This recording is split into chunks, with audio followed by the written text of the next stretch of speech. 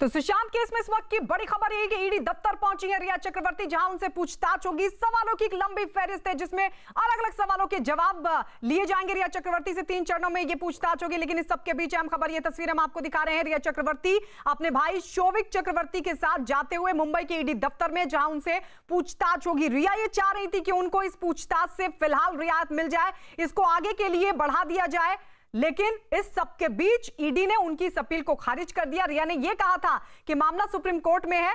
Exclusive तस्वीर आप देख रहे हैं उस वक्त की जब रिया चक्रवर्ती मुंबई में ईडी दफ्तर में दाखिल होते हुए। विवेक इस वक्त हमारे सहयोगी हमारे साथ जुड़ गए हैं ज्यादा अपडेट के साथ। विवेक, अभी क्या अपडेट मिल पा रहा है?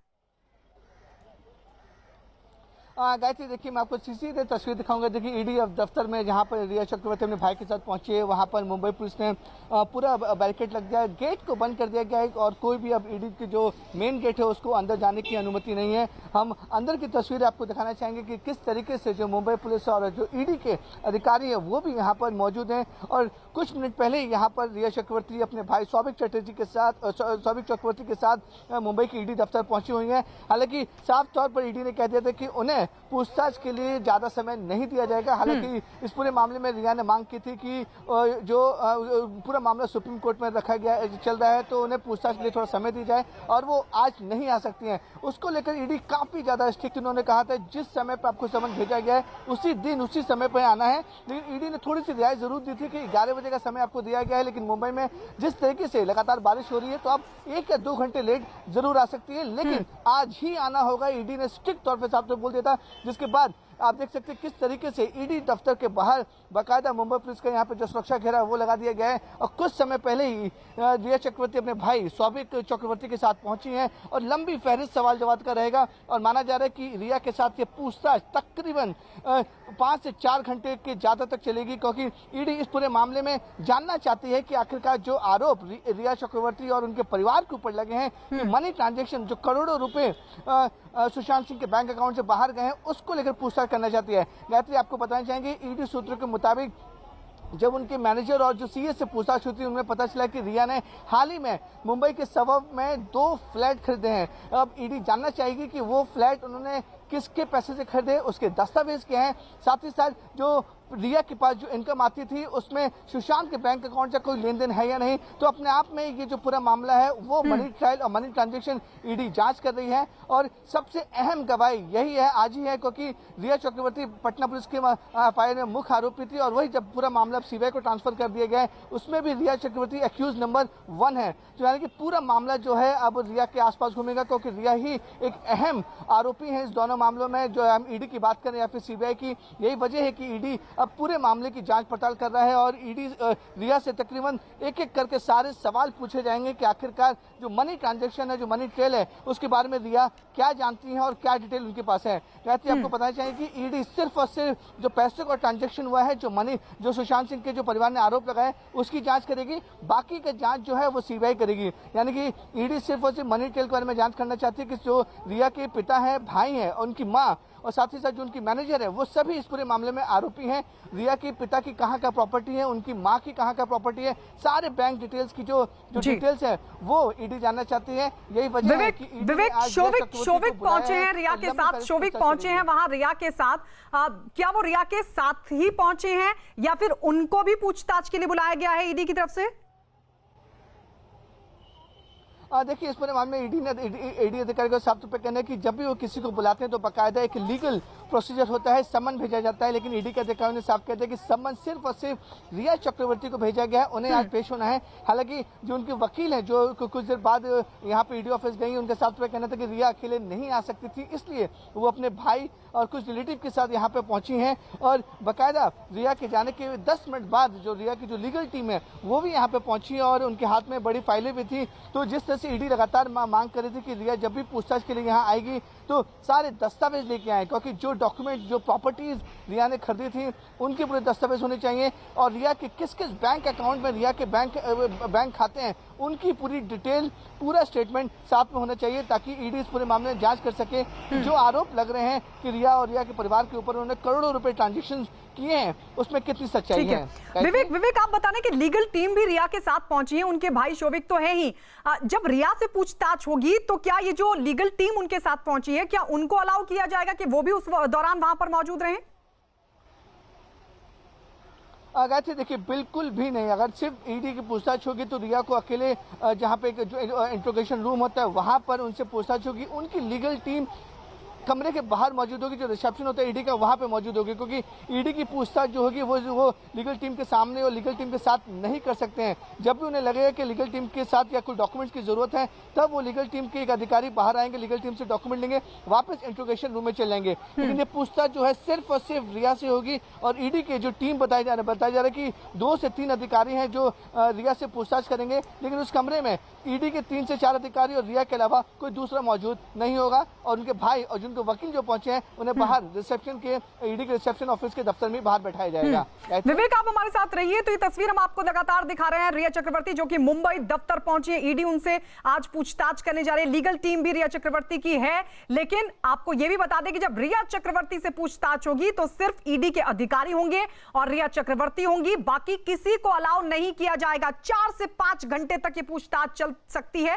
ये जानकारी हमारे सहयोगी विवेक हमें दे रहे हैं। एक्सक्लूसिव तस्वीर आप देख रहे हैं न्यूज़ 18 पर, उस वक्त की जब रिया चक्रवर्ती अपने भाई शोविक के साथ मुंबई के ईडी दफ्तर में पहुंचे जहां उनसे पूछताछ होनी है। हालांकि रियाद की मांग की गई थी, अपील की थी ईडी से, लेकिन अपील को खारिज कर दिया गया ईडी की तरफ से। और जब कोई विकल्प नहीं बचा तो ईडी दफ्तर पहुंची है रिया चक्रवर्ती जहां उनसे पूछताछ हो रही है। हमारे सहयोगी लगातार हमारे साथ विवेक बने हुए हैं। विवेक आप बता रहे हैं कि 4 से 5 घंटे तक ये पूछताछ होगी। आज क्योंकि पहली पूछताछ है, आप किस तरीके की जानकारियां ईडी की तरफ से लेने की कोशिश होगी? गायत्री देखिए, इस पूरे मामले में ईडी का साफ तौर पर कहना है कि जो आज पहली पूछताछ है और अलग अलग जो प्रोसीड होते हैं उसमें पूछताछ की जाएगी, लेकिन पहली पूछताछ में जो जनरल क्वेश्चंस होते हैं कि वो सुशांत से कैसे मिली, कब मिली, बैंक खाते उनके जॉइंट अकाउंट में है या नहीं है, और जो रिया का जो खर्चा था, क्योंकि सेलिब्रिटीज थी, बॉलीवुड एक्ट्रेस थी, तो खर्चा भी ज्यादा होता था। इस खर्चे के बारे में जरूर पूछताछ करेंगे आखिर उनका खर्चा चलता कैसे था। साथ ही साथ जो दूसरा सबसे बड़ा सवाल होगा, जैसा सीडी ने खुलासा किया था कि रिया ने और उनके परिवार वालों ने मुंबई के सबब इलाके में 2 फ्लैट लिए हैं और रिसेंटली वो फ्लैट लिए गए, तो आखिरकार उन फ्लैट को उन्होंने लिए हैं तो कैसे लिए, या फिर बैंक लोन लिया है या फिर जो उनका इन्वेस्टमेंट है वो पैसे कहाँ से आए। तीसरा जो सबसे बड़ा सवाल रहेगा कि जो आरोप लगे हैं कि रिया ने कि सुशांत के बैंक अकाउंट से पैसे जो हैं वो रिया के बैंक खातों और उनके परिवार वालों के बैंक खातों में ट्रांसफर हुए हैं। हालांकि ईडी सूत्रों का यह भी कहना है कि कुछ पैसे ट्रांसफर जरूर हुए हैं, क्योंकि सुशांत सिंह राजपूत के 4 बैंक अकाउंट थे और बता रहे कि 2 प्राइवेट बैंक अकाउंट से रिया के खातों में, रिया के बैंक अकाउंट में पैसे ट्रांसफर हुए हैं, तो उसको लेकर छानबीन जरूर करना चाहिए। हम आपको फिर से एक बार ताजा तस्वीर दिखा सकते हैं कि देखिए किस तरीके से ईडी दफ्तर में जैसे ही रिया अंदर पहुंची अपने भाई के साथ, उसके बाद ईडी के दफ्तर जो सिक्योरिटी गार्ड्स ने गेट को पूरी से बंद कर दिया है। मुंबई पुलिस यहाँ पे मौजूद हो चुकी है ताकि कोई भी बाकी जो लोग हैं वो अंदर ना जा सके। सिर्फ ईडी के अधिकारी और जो रिया की लीगल टीम है उन्हें ही जाने की अंदर परमिशन दी गई है। तो जिस तरीके से पुलिस यहाँ पे पहुंची है उससे साफ लग रहा है कि ये जो पूछताछ है वो कई घंटे तक चलेगी, क्योंकि इससे पहले भी जब सुशांत सिंह राजपूत के सीए से पूछताछ हुई थी तो 5 से 4 घंटे तक चली थी। रिया के सीए से पूछताछ हुई थी तो 9 घंटे तक पूछताछ चली थी। उसके बाद जो इस पूरे मामले में जो एफआईआर दर्ज का जो आरोपी है सैमुअल मिरांडा, उनसे तकरीबन 2 दिन तक कंटिन्यू पूछताछ हुई थी। तो इनसे भी अनुमान लगाया जा रहा है कि रिया से इस पूरे मामले में घंटों पूछताछ होगी, क्योंकि फाइनेंशियल ट्रांजेक्शन है, फाइनेंशियल तरीके से जो ईडी है वो जांच करना चाहती है, एक एक डॉक्यूमेंट, एक एक वेरिफिकेशन करना चाहती है। यही वजह है कि रिया को आज बाकायदा ईडी दफ्तर बुलाया गया है। हालांकि रिया ने शुरू में इस पूछताछ को टालने के लिए वही कानूनी चाल चली थी कि पूरा मामला सब्सिड्यूस है, सुप्रीम कोर्ट में चल रहा है और जो पूछताछ है उसे पोस्टपोन किया जाए। लेकिन ईडी ने साफ तौर पे कह दिया कि जिस समय में आपको समन भेजा गया और जो तारीख और जो समय सीमा दी गई है आपको उसी जगह पे पहुंचना है और उसी समय सीमा पे पहुंचना है। स्ट्रिक्टली गायत्री मैं आपको बताना चाहूंगा, एकदम स्ट्रिक्टली बोला गया था ईडी की तरफ से, कोई भी आपको समय नहीं दिया जाएगा, कोई भी समन जो है वो फिर से नहीं किया जाएगा, कोई भी पूछताछ के लिए पोस्टपोन नहीं किया जाएगा। यही वजह है कि रिया को आज हर हाल में यहाँ पे आना पड़ा। ईडी दफ्तर में वो अभी फिलहाल अंदर है और उनसे ईडी के अधिकारी पूछताछ कर रहे हैं। परिवार की तरफ से तो पैसा हड़पने का आरोप लगा ही है। ईडी जिस मामले की जांच भी कर रही है, विवेक आप बता रहे कि मनी ट्रांजैक्शन क्या रिया के खातों में हुआ था, सुशांत के खातों से, मनी ट्रेल को लेकर ये पूरी तफ्तीश हो रही है ईडी की तरफ से। लेकिन क्या जो रिया के सीए से पूछताछ हुई, सैमुअल मिरांडा से पूछताछ हुई ईडी की तरफ से, सुशांत के सीए से भी पूछताछ हुई, आपको लगता है कि उन लोगों से पूछताछ में जो एविडेंस हो सकता है कि ईडी के हाथ लगे हो, उसके बाद आज रिया से उन तमाम सवालों को भी खंगाला जाए? हाँ बिल्कुल सिका गायत्री, आपने देखी जब ये पहले क्योंकि ये सबको पता था कि जैसे ही ईडी के पास मामला जाएगा तो पहली जो पूछताछ होगी वो हर हाल में सुशांत के सीए और रिया चक्रवर्ती के सीए से पूछताछ होगी। दोनों से पूछताछ हुई है और उसी के बाद ही जब पता चला कि मनी ट्रांजैक्शन दोनों के बैंक खाते में हुआ है, जिसके बाद रिया को बाकायदा ईडी ने सम्मन भेजा है और सम्मन भेजने के बाद रिया को यहाँ पे बुलाया गया है, क्योंकि ईडी को कहीं ना कहीं इस बात का सबूत जरूर मिल गया था कि सुशांत सिंह राजपूत और रिया के बैंक अकाउंट में ट्रांजेक्शन, पैसों का लेन देन जरूर हुआ है। और जिस तरीके से सुशांत सिंह राजपूत के पिता केके सिंह ने आरोप लगाया था कि 15 करोड़ से ज्यादा का जो पैसा है वो रिया के अकाउंट और उनके परिवार वालों के अकाउंट में ट्रांसफर हुए हैं, उसको लेकर ईडी के पास जरूर कोई ना कोई सबूत जरूर मिलेंगे। इसी वजह से रिया को बुलाया गया है। गायत्री, आपको बताना चाहेंगे कुल 4 कंपनी है जो रिया और उनके परिवार वाले और सुशांत ने मिलकर बनाई थी, जिनमें से 2 कंपनी हैं वो रजिस्टर्ड हैं और 2 कंपनी का रजिस्टर्ड होने का प्रोसेस चल रहा था। तो यानी कि जो भी पैसा ट्रांसफर हुआ है वो 2 कंपनी हुआ है, जिनमें से जो एड्रेस है वो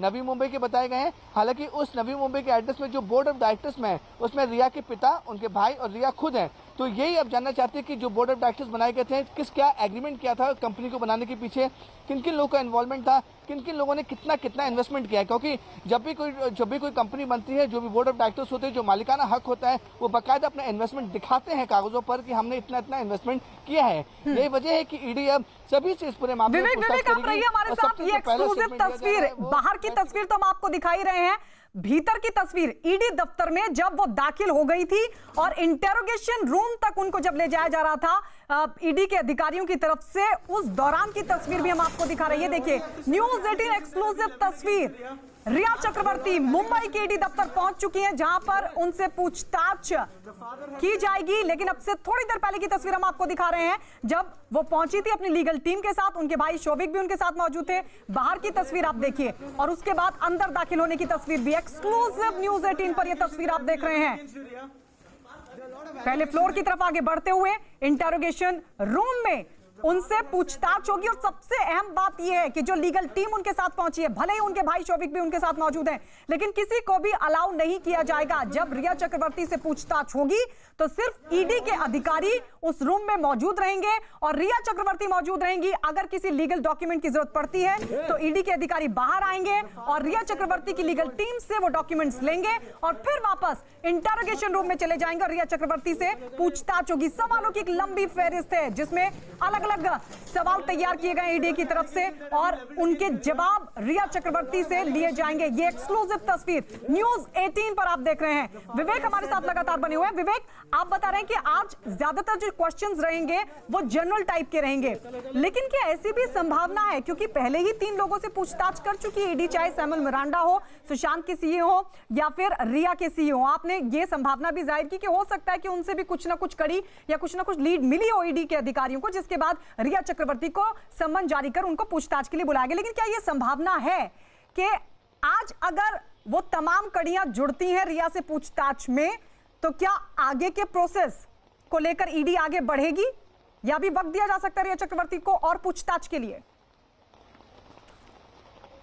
गायत्री, देखिए, इस पूरे मामले में ईडी काफी तेज रफ्तार से पूरी जांच कर रही है कि यही वजह है कि इस पूरे मामले में जैसे ईडी ने मामला दर्ज करके जांच शुरू की तो अब तक 3 लोगों का स्टेटमेंट लिया जा चुका है और आज सबसे अहम लोगों का स्टेटमेंट लिया जाना है, जिनमें से एक है रिया चक्रवर्ती, जो खुद मालिकाना हक है उनकी 4 कंपनियों में और जो उन्होंने फ्लैट लिया है उसमें खुद वो मालिक हैं, तो उसको लेकर ईडी जांच करना चाहती है। तो यही वजह है कि ईडी ने रिया चक्रवर्ती को बुलाया पूछताछ के लिए और आगे का लाइन ऑफ एक्शन क्या होगा ये रिया के स्टेटमेंट के बाद ही तय हो पाएगा, क्योंकि जो सवाल ईडी ने तैयार किए हैं उसमें अगर ईडी को लगता है कि जो सवाल जवाब है उसका रिया ठीक से जवाब नहीं दे पा रही है या गोल मटोल जवाब दे रही है, तो हो सकता है कि रिया के ऊपर लीगली कार्रवाई भी ईडी कर सकती है।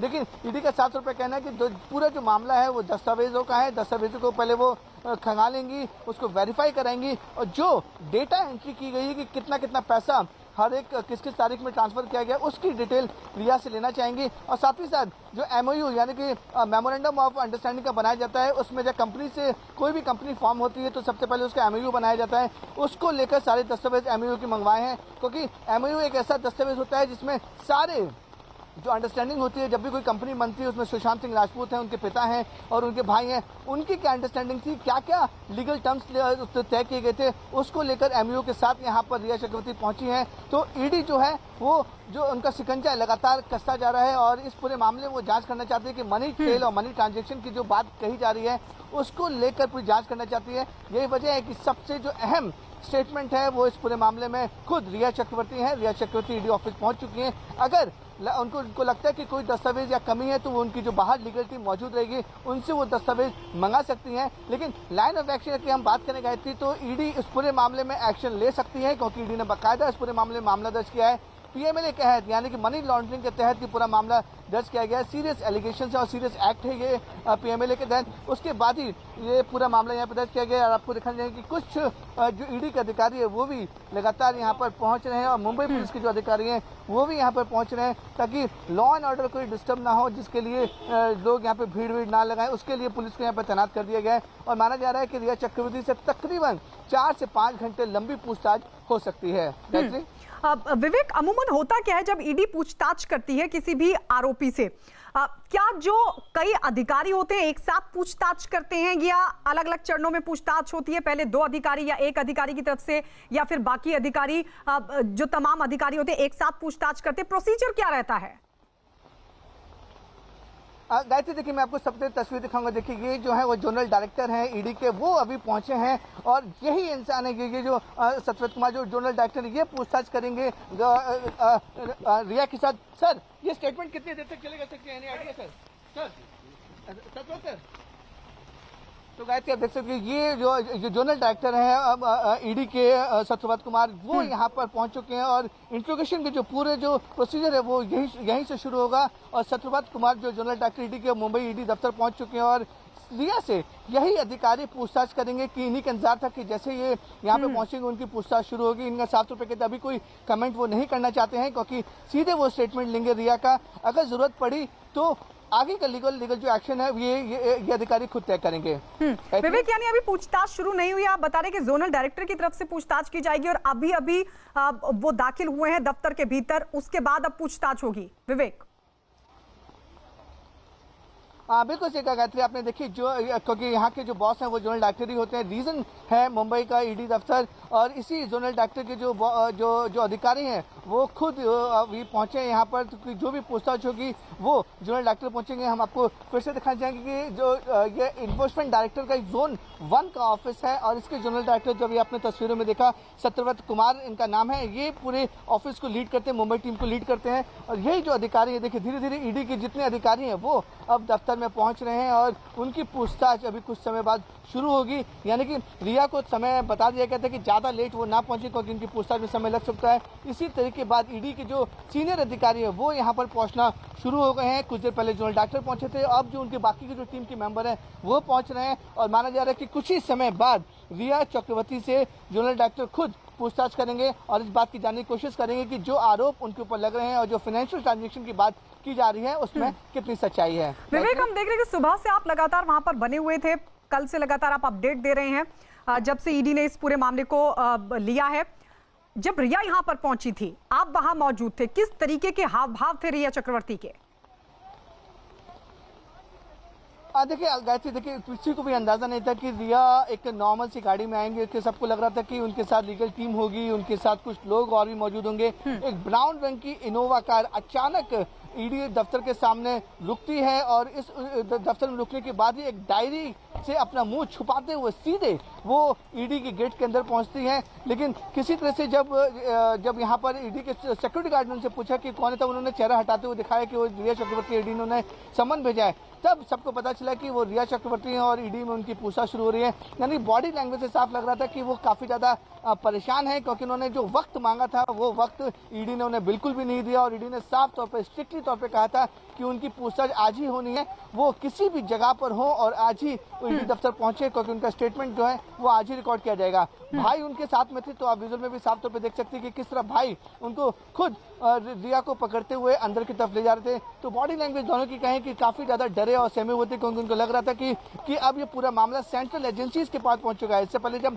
मुंबई पुलिस पूछताछ कर रही थी तो उस एंगल में पूछताछ हो रही थी कि इनके साथ सुशांत के साथ रिलेशन क्या है, लेकिन अभी पूछताछ को जो सिनेरियो होगा वो मनी ट्रांजैक्शन की तरफ घूम रहा है, उसको लेकर ईडी जांच करिए। विवेक, क्या आपके पास जानकारी है कि सीधे क्या इंटरोगेशन रूम तक उनको ले जाया जाएगा रिया चक्रवर्ती को, या उससे पहले भी कुछ फॉर्मेलिटीज होती हैं पूछताछ से पहले?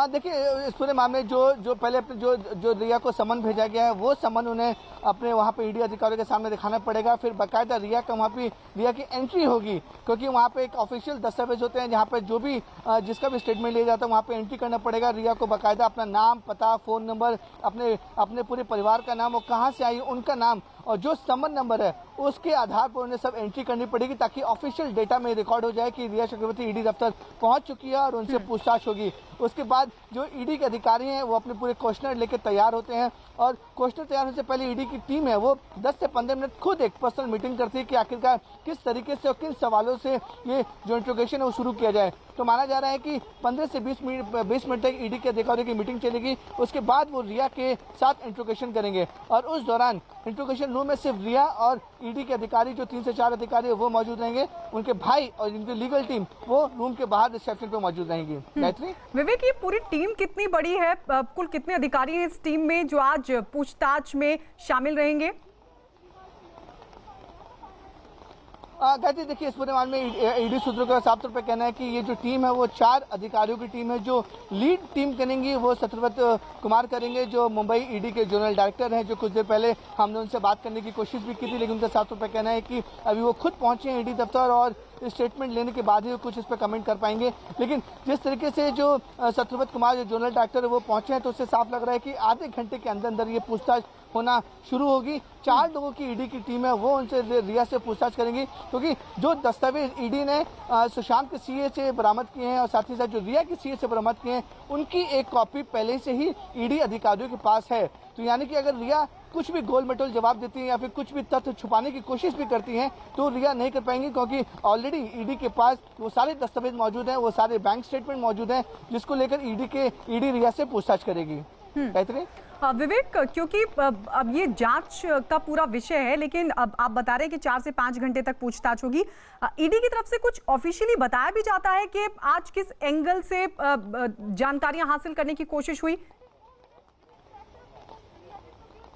गायत्री, देखिए, पूरा ये सेंट्रल एजेंसीज की इन्वेस्टिगेटिव टीम है ईडी, तो इस पूरे मामले में किस एंगल में जांच करेगी और क्या किस आधार पर जांच करेगी इसकी ज़्यादा जानकारी नहीं देती है, क्योंकि काफ़ी कॉम्प्लिकेटेड ये जांच होती है, क्योंकि फाइनेंशियल ट्रांजैक्शन की बात है। तो ईडी का साफ तौर पर कहना है कि ये नॉर्मल क्राइम नहीं है, ये पूरा फाइनेंशियल क्राइम है जिसको लेकर ईडी जाँच कर रही है। तो सारा खेल होता है वो नंबर डिजिट का होता है कि कितना पैसा रिया बोलती है, कितना पैसा ट्रांसफर हुआ, फिर वो ईडी के अधिकारी वो बैंक स्टेटमेंट में इसको वेरीफाई करते हैं कि ये जो रिया ने स्टेटमेंट दिए हैं वो किस हद तक सही है और किस हद तक गलत है। उसको लेकर ईडी यही बोलती है कि इसी वजह से पूछताछ में लंबा समय लगता है, क्योंकि जो आदमी स्टेटमेंट दे रहा है उसके नंबर्स क्या बोलते हैं और जो बैंक स्टेटमेंट में है या फिर जो दूसरी चीजें हैं उनमें क्या नंबर्स लिखे हुए हैं। इसी वजह से जो ईडी की जो पूछताछ लंबी चलती है, क्योंकि एक एक डॉक्यूमेंटेशन को वेरीफाई करना पड़ता है, एक जो अमाउंट है उसको वेरीफाई करना पड़ता है। यही वजह है कि ईडी की जो जांच लंबी होती है। लेकिन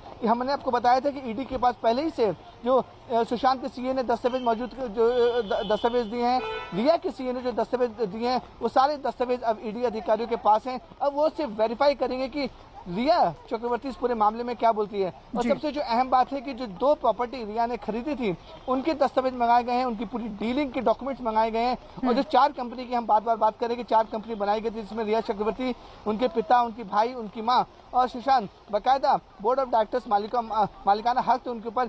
उसके जो MOU जो मेमोरेंडम ऑफ अंडरस्टैंडिंग होती है, जो किसी भी कंपनी से बनने से पहले एक साइन डॉक्यूमेंट होता है, वो सारे डॉक्यूमेंट्स मंगाए गए हैं। उन डॉक्यूमेंट्स के आधार पर ये पूछताछ होगी। गायत्री, विवेक, लेकिन किन सवालों से आज गुजरना होगा इसका अंदाजा तो रिया चक्रवर्ती और उनकी लीगल टीम को भी होगा, लिहाजा उनसे भी कानूनी सलाह मशवरा लिया गया होगा रिया की तरफ से।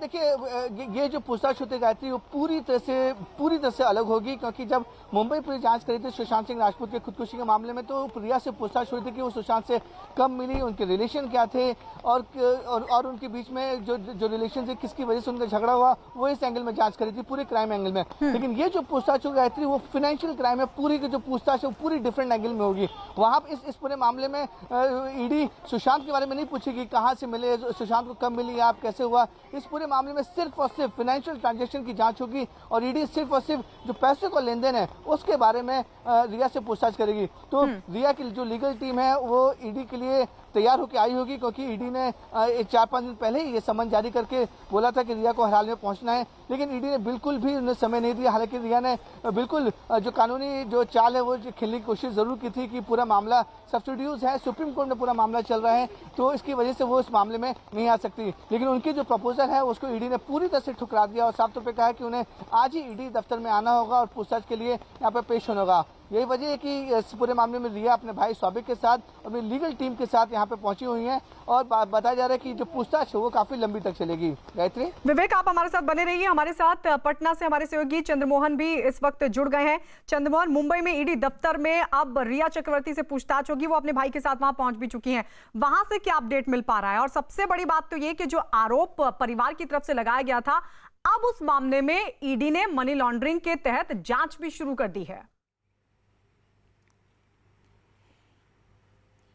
बिल्कुल, देखिए, परिवार के लोगों का साफ तौर पर यह मानना है कि आखिर रिया चक्रवर्ती कब तक भाग कर रहेंगी, क्योंकि ईडी ने जब उनको जांच के लिए आज बुलाया था तो सुबह नए पैंतरे के तहत वो ईडी दफ्तर नहीं पहुंचना चाहती थी, लेकिन जब ईडी ने कड़ाई से पेश आई और उनके मांगों को ठुकरा दिया उसके बाद ईडी दफ्तर रिया चक्रवर्ती अभी पहुंची हैं। और सुशांत के परिवार के लोगों का साफ तौर पर यह मानना है, जो उनके बड़े भाई हैं, बीजेपी के विधायक हैं नीरज बबलू, उन्होंने साफ तौर पर यह कहा है कि सीबीआई और ईडी जब जांच करना शुरू की है तो दूध का दूध और पानी का पानी साफ हो जाएगा, क्योंकि यह पूरा परिवार जो है उनको सुशांत सिंह राजपूत को मानसिक तौर पर बीमार घोषित करना चाह रहा था। आज बिहार सरकार ने भी सुप्रीम कोर्ट में यह हलफनामा दायर किया है और परिवार के लोगों ने जब पटना के राजीव नगर थाने में एफआईआर दर्ज किया था, उसके बाद पटना पुलिस जब वहां पर जांच के लिए पहुंची थी तो पूरी तरीके से इस पूरे मामले की लीपापोती करने की कोशिश की गई। लेकिन अब ईडी और सीबीआई दोनों जब जांच करना शुरू करेगी तो ये सब कुछ साफ हो जाएगा कि आखिर सुशांत सिंह राजपूत के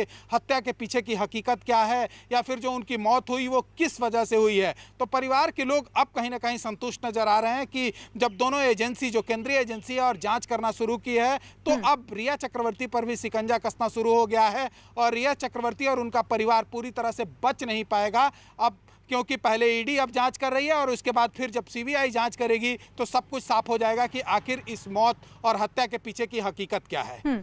चंद्रमोहन, लेकिन क्या ये भी संभव है कि ईडी की तरफ से कुछ जानकारियां हासिल करने के लिए वहां का रुख भी किया जाए, परिवार के सदस्यों से, खासकर जो सुशांत के पिता हैं जिनकी तरफ से आरोप लगाया गया है, क्या उनसे भी बातचीत हो? देखिए, पहले जो पटना के राजीव नगर थाने में एफआईआर दर्ज हुआ है और जो उसकी कॉपी है, उस आधार पर ईडी अभी उनको सम्मन की है और उनसे जुड़े हुए जिनका भी एफआईआर में नाम है उनको सम्मन की है, पूछताछ के लिए बुला रही है। और अब जब इन लोगों से पूछताछ हो जाएगी, इस बीच हो सकता है कि परिवार के लोगों से संपर्क किया जाए, या फिर जब रिया चक्रवर्ती और उनके जो क्लोज लोग हैं उन लोगों से पूछताछ हो जाए, उसके बाद परिवार के लोगों से भी ईडी के अधिकारी संपर्क करेंगे कि किस तरह से उनका अकाउंट ऑपरेट होता था, परिवार के लोगों का क्या कहना है। तो जो इनकी बहन है उन लोगों से भी पूछताछ हो सकती है, इनके परिवार के लोगों से भी जानकारी ली जा सकती है। लेकिन अभी जो पटना के राजीव नगर थाने में एफआईआर दर्ज हुआ है उस आधार पर रिया चक्रवर्ती को के खिलाफ एफआईआर दर्ज हुआ, ईडी में मामला दर्ज हुआ और उसके बाद पूछताछ के लिए बुलाया गया है। लेकिन जैसे जैसे यह जांच आगे बढ़ेगा उसके बाद धीरे धीरे शिकंजा कसते जाएगा और सुशांत के परिवार के लोगों से भी पूछताछ होगी। सबसे बड़ी बात यह है कि सीबीआई ने जो एफआईआर दर्ज किया है उस आधार पर भी किन किन लोगों को उसमें नामजद बनाया गया है और उस आधार पर भी फिर एक बार ईडी पूछताछ करेगी। तो अब जो है वो धीरे धीरे रिया चक्रवर्ती और उनके परिवार के लोग जो हैं वो घिरते जा रहे हैं। जिस तरह से पटना के राजीव नगर में एफआईआर दर्ज हुआ, पटना पुलिस वहां पे जांच के लिए पहुंची और उनको रोकने की कोशिश की गई, तो अब इसमें ईडी ने जांच शुरू की है और उसके बाद फिर सीबीआई जब जांच शुरू करेगी तो सब कुछ साफ हो जाएगा।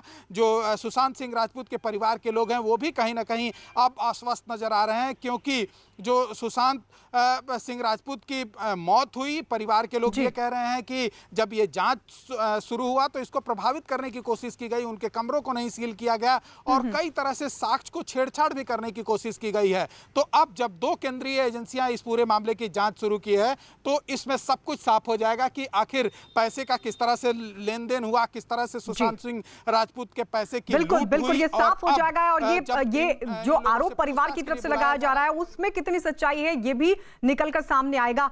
विवेक, 2 केंद्रीय जांच एजेंसी, एक ईडी जहां मुंबई दफ्तर में रिया चक्रवर्ती पहुंच भी चुकी हैं, सीबीआई ने भी इस पूरे मामले को अपने कब्जे में ले लिया है और जांच शुरू कर दी है। 7 लोगों के खिलाफ एफआईआर भी दर्ज है। क्या दोनों केंद्रीय जांच एजेंसियों की जांच पड़ताल है पैरेलल चलेंगी? बिल्कुल सही कहा आपने। देखिए, जो सीबीआई जांच करेगी वो मौत की वजह क्या है, किस वजह से सुशांत सिंह राजपूत की मौत हुई है, क्या ये सुसाइड है या होमिसाइड है, इसकी जांच सीबीआई करेगी। लेकिन पैरेलली ईडी की जो इन्वेस्टिगेशन है वो सिर्फ और सिर्फ मनी ट्रांजैक्शन और मनी ट्रेल के ऊपर जांच चलेगी। यानी कि 2 बड़ी जांच एजेंसियां सीबीआई और ईडी इस पूरे मामले सुशांत सिंह राजपूत की मौत के मामले में जांच करेंगी। सीबीआई का जो रोल रहेगा वो सिर्फ ये जांच होगी कि ये पूरा मामला सुसाइड का था या होमिसाइड का था।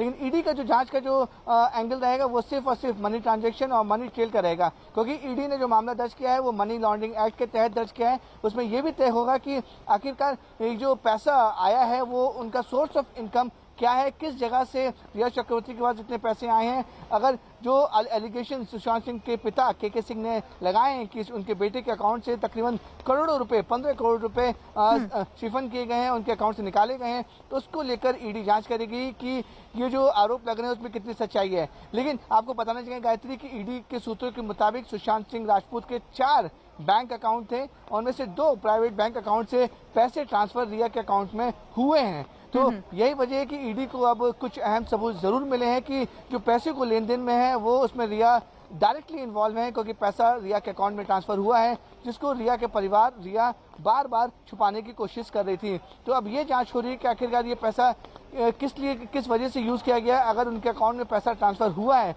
तो उसका इन्वेस्टमेंट कहाँ हुआ है। दूसरी जो अहम चीज ईडी ने बताई है कि इस पूरे मामले में रिया चक्रवर्ती ने मुंबई के सबब इलाके में 2 फ्लैट खरीदे हैं, जो बाकायदा उसकी जो मालिकाना हक है वो रिया का ही है। उसमें वो जांच करना चाहते हैं कि आखिरकार रिया के पास इन फ्लैट को खरीदने के लिए पैसे कहां से आए थे और किस तरीके से उन्होंने इस फ्लैट को खरीदा है, उसमें मालिकाना हक रिया के अलावा और किस किस का है। और साथ ही ईडी ने ये भी बताया कि जो सुशांत सिंह राजपूत हैं उनका एक मुंबई के आउटस्कर्ट पे एक फार्म हाउस भी है, उसकी भी जांच की जा रही है कि उस फार्म हाउस में मालिकाना हक कौन कौन है, क्या सुशांत सिंह राजपूत अकेले हैं या फिर उनके साथ कोई और पार्टनर है। लेकिन सबसे जो अहम जानकारी ईडी पूछताछ करेगी कि 4 कंपनी बनाई गई थी जिसमें बोर्ड ऑफ डायरेक्टर्स में रिया चक्रवर्ती, उनके पिता, उनकी माँ, उनके भाई और सुशांत सिंह राजपूत थे। इन 4 कंपनियों में जो एमओयू था उसमें क्या लीगल कंडीशंस पे दोनों ने सब लोगों ने मिलकर कंपनी बनाई, कितना परसेंटेज, कितना शेयर किसको था, इसको लेकर ईडी जरूर जांच करेगी। क्योंकि आपको बताना चाहिए कि 4 कंपनी में से 2 कंपनी है वो रजिस्टर्ड है, 2 कंपनी का रजिस्ट्रेशन होना अभी बाकी था। तो पूरे मामले में ईडी की जो जांच रहेगी वो मनी ट्रायल और मनी ट्रांजेक्शन के बीच ही इर्द गिर्द चलती रहेगी। चंद्रमोहन, विवेक, क्योंकि 4 कंपनियों का जिक्र तो लगातार आता रहा है, लेकिन विवेक बता रहे एक फार्म हाउस भी है, 2 मुंबई में फ्लैट भी रिया की तरफ से लिए गए हैं। आप क्योंकि लगातार सुशांत के पिता के संपर्क में भी रहे, उनसे बातचीत करते रहे, उनके वकील से भी आपकी लगातार बातचीत हुई है, क्या इस बात की जानकारी परिवार को थी? वकील क्या कह रहे हैं इस पूरे मामले पर, चंद्रमोहन? परिवार के लोग साफ तौर पर यह कह रहे हैं कि पिछले कई महीनों से जब भी सुशांत सिंह राजपूत से बात करने की कोशिश परिवार के लोग कर रहे थे तो रिया चक्रवर्ती कहीं ना कहीं आड़े आ रही थी और इस बात का वो खुलासा नहीं होने देना चाह रही थी कि कहाँ कहाँ प्रॉपर्टी और किसके किसके नाम से लिया गया था। हालांकि परिवार के लोगों के को यह ज़रूर जानकारी थी कि एक फार्म हाउस था और एक जो है वो फ्लैट था, लेकिन उसके अलावा जो इनके अकाउंट से पैसे निकले हैं वो कहाँ और किस हालात में लगाए गए हैं, किनके किनके अकाउंट में ट्रांसफर हुए हैं। जब भी परिवार के लोग किसी बहाने अगर बात करने की सुशांत सिंह राजपूत से कोशिश की तो रिया चक्रवर्ती का क्योंकि उस पर नजर रहता था और रिया चक्रवर्ती जब भी सुशांत सिंह राजपूत परिवार के लोगों से बात करते थे या फिर परिवार के लोगों का फोन उनके पास जाता था तो वो इसके आड़े आ रही थी, वो बात करने नहीं देना चाह रही थी, जिसके बाद परिवार के लोगों का शक और गहरा होता गया। और अब जब इस पूरे मामले की जांच ईडी ने शुरू की है, परिवार के लोगों ने यह आरोप लगाया है कि 15 करोड़ रुपए जो सुशांत सिंह राजपूत के खाते में थे वो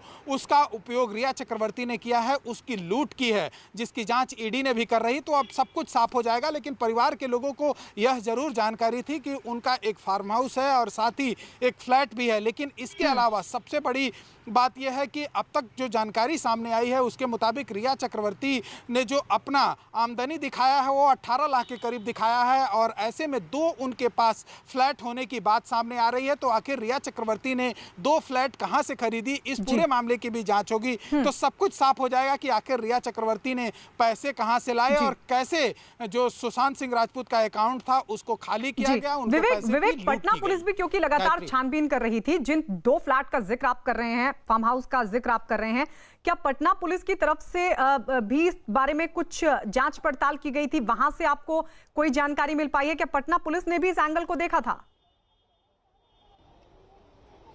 हाँ गायत्री, देखिए आपको बताना चाहेंगे कि जो मनी ट्रांजैक्शन वो सबसे पहले पटना पुलिस ने ही जांच अपनी शुरू की थी, क्योंकि मुंबई पुलिस तो दूसरे ही एंगल, नेपोटिज्म वाले एंगल में जांच करी थी, जिसमें संजय लीला भंसाली, महेश भट्ट और बड़े लोगों से के साथ पूछताछ हो रही थी। लेकिन जिस दिन पटना पुलिस मुंबई पहुंची थी तो उन्होंने साफ तौर पर आपने देखा होगा कि किस तरीके से सुशांत सिंह के जो बैंक अकाउंट है वहाँ के बैंकों में गई थी। उसके बाद उसी दिन जो आसपास में जो 3 बैंक हैं वहाँ पर उन्होंने छानबीन शुरू की थी। तो यही वजह थी, क्योंकि पटना पुलिस की जो जाँच है वो पूरी की तरह के सिंह जो उनके पिता है उनकी जांच के उनकी कंप्लेंट के आधार पर पटना पुलिस जांच कर रही थी और मनी ट्रांजैक्शन का पूरा जो खेल है, जो पूरी जाल है, उसके पूरे स्टेटमेंट पटना पुलिस ने निकाले थे और उसी एंगल की वजह से ईडी इन्वॉल्व हुई थी। क्योंकि मुंबई पुलिस की जो जांच है वो सिर्फ और सिर्फ नेपोटिज्म की वजह जा रही थी और ये जांच कर रही थी कि आखिरकार ये पूरा मामला सुसाइड का या होमिसाइड का, ये इस बात को भी जांच हो रही थी।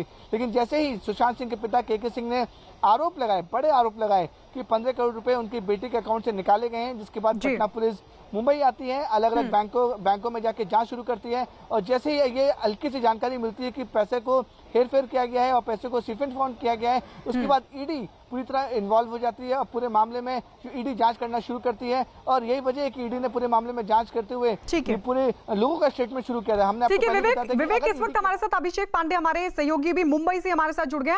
अभिषेक, आपके पास क्या इस वक्त लेटेस्ट अपडेट है इस पूरे मामले को लेकर? क्योंकि रिया चक्रवर्ती मुंबई के ईडी दफ्तर में है, वहां उनसे पूछताछ होगी।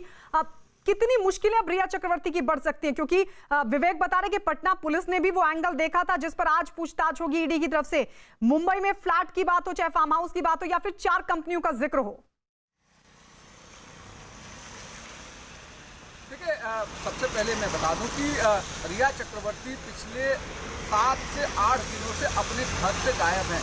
यानी मैं इस समय उनके अगर घर को लिए उनका जो बिल्डिंग है वो ये है, 101 नंबर फ्लैट नंबर में रहती है, पूरा परिवार यहाँ पर रहता है। लेकिन फिलहाल पिछले 1 हफ्ते से तो यहाँ से गायब है। उसकी वजह साफ है कि जिस तरीके से इन्वेस्टिगेशन आगे बढ़ रही है और लगातार एक के बाद एक एजेंसियां इन्वॉल्व हो रही हैं, उससे कहीं न कहीं रिया को लगता है कि मीडिया का जमावड़ा अगर यहाँ पर रहेगा तो उससे उनकी जो कानूनी सलाह लेने के लिए जो और ऑप्शन है वो नहीं बन पाएंगे। अगर इस पूरे मामले के इन्वेस्टिगेशन से जुड़ी बड़ी अपडेट्स की बात करें तो बीजेपी की तरफ से पूर्व मुख्यमंत्री देवेंद्र फडणवीस ने ट्वीट किया था और कहा था कि जिस तरीके से पैसे का ट्रेल आ रहा है, इस पूरे मामले में ईडी को इन्वॉल्व होना चाहिए और उसके तुरंत 1 घंटे बाद ईडी की तरफ से एफआईआर रजिस्टर की जाती है। साथ ही नवी मुंबई में कुछ एक कंपनियों के रजिस्ट्रेशन की बात की है, जहां पर कि ये आ रहा है कि इस तरीके से वहां पर कई ऐसी कंपनियां रजिस्टर्ड हैं जिनको लेकर के कहीं न कहीं डायरेक्ट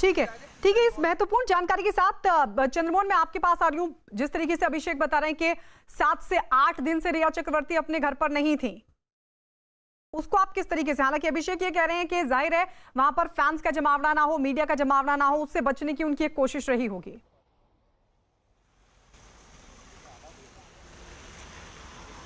लोगों ने भी यह आरोप लगाया है कि जब पटना पुलिस मुंबई पहुंची थी जांच के लिए और इनको तलाशने की कोशिश की गई थी तो रिया चक्रवर्ती अपने घर पर मौजूद नहीं थी, वो भागने की कोशिश की थी या फिर कहीं छुपी हुई थी। और पटना पुलिस ने भी यह कहा था कि रिया चक्रवर्ती से संपर्क करने की कोशिश की जा रही है लेकिन उनसे संपर्क नहीं हो पा रहा है।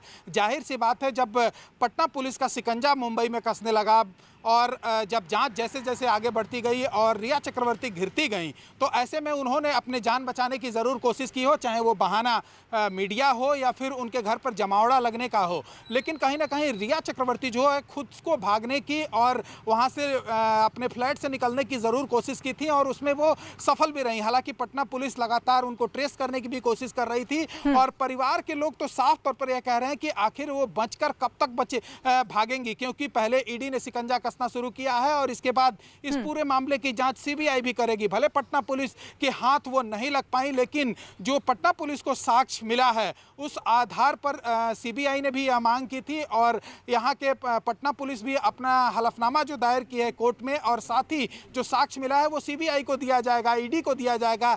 ऐसे में रिया चक्रवर्ती का बच पाना अब मुश्किल है क्योंकि शिकंजा कसते जा रहा है और धीरे धीरे वो घिरती जा रही हैं। ऐसे में वो अब भाग कर नहीं रह सकती है। बिल्कुल सही बात है कि वो अपने घर पर मौजूद नहीं थी जब पटना पुलिस वहां पर पहुंची थी और इनको तलाश करने की 7 से 8 कोशिश दिन की पटना पुलिस से बचती रही हो रिया चक्रवर्ती, लेकिन अब क्योंकि ईडी का शिकंजा है, ऐसे में अब तो बिना ईडी को बताए कहीं जाने की आने जाने की इजाजत रिया चक्रवर्ती को नहीं होगी।